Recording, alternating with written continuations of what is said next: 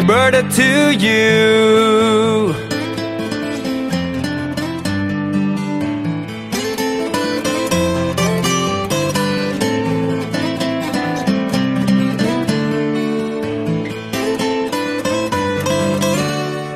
On this day all together we'll be, and we'll all sing for your birthday. 1, 2, 3, we blow out the candles. Happy birthday to you.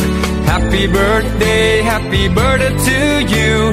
And happy birthday to you.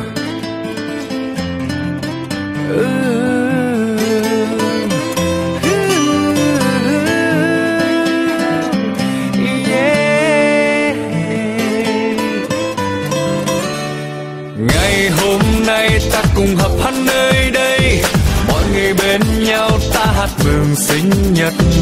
1, 2, 3 ta cùng thôi tắt nên happy birthday to you. On this day all together we'll be, and we'll all sing for your birthday. 1, 2, 3, we blow out the candles.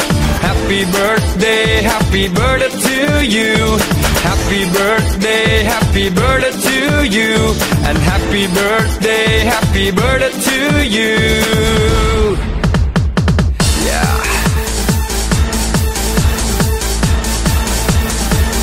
Come on.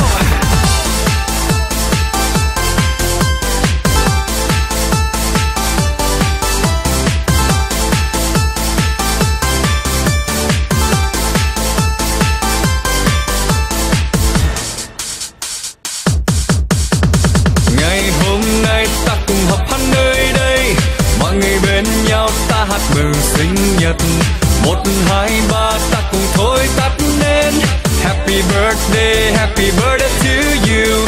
On this day all together we'll be, and we'll all sing for your birthday. 1, 2, 3 we blow out the candles. Happy birthday